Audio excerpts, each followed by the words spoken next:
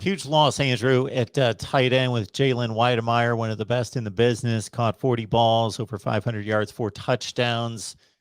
And so where do we stand at tight end? Of course, they've brought in a haul of 4 and 5 stars. Yeah, I think this is a big spring for Baylor Cupp.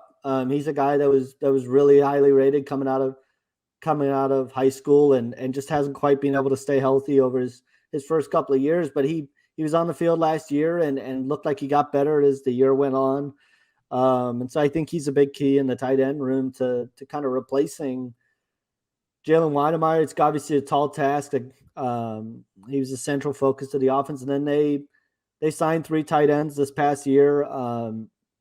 One is already on campus, and Jake Johnson. He was the nation's #1 tight end. And so I think there's definitely a hope that he can pick things up quickly and be ready to contribute in the fall, along with, you've got guys on campus for a couple of years now, guys like Blake Smith and Max Wright, who are more veteran guys, maybe in the running game, can be serviceable as blockers.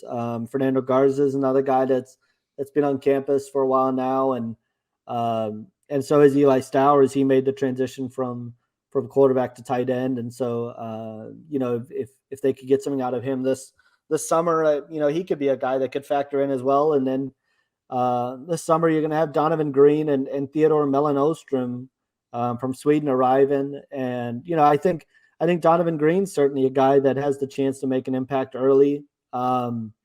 Showed what he could do as a blocker in high school, and was very involved in the running game and could be a factor in the passing game as well. I think that room's in good shape just in terms of the talent that they have coming in. It's a tall task replacing a guy like Jalen Weidemeyer, and that it's going to be on other guys to step up. You look back at that receiver room and being more of a factor in the passing game. It's going to be on some of those guys to step up. But I think there's some intriguing guys to watch in that tight end room as well.